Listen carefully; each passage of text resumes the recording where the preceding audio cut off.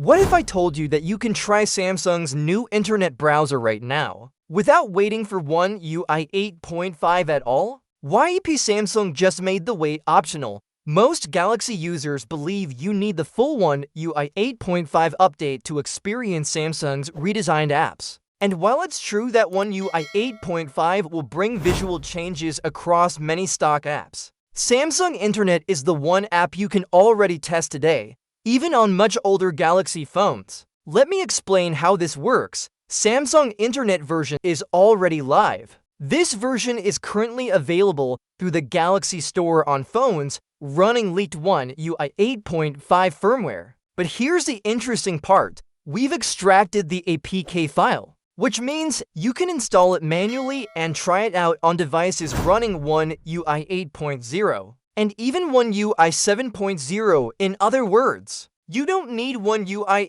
8.5. And you don't need a brand new Galaxy phone either. Installing it is pretty simple. You just download the APK file from Google Drive, open it through the My Files app, and install it like any other app. The file hasn't been modified in any way and is completely safe to use. The only catch is that you may need to temporarily turn off Auto Blocker, which you can find under Settings, then Security and Privacy. Once installed, you're good to go. Now, what's actually new? This Samsung Internet update is mostly about design. The changes are visual rather than functional, focusing on a cleaner layout and refined interface. Some of these tweaks are tied directly to One UI 8.5, so they won't fully show up unless your device is running that version. But even without One UI 8.5, there's still plenty here to give you a clear preview of where Samsung is heading with its browser. Think of it as an early look, not the final experience,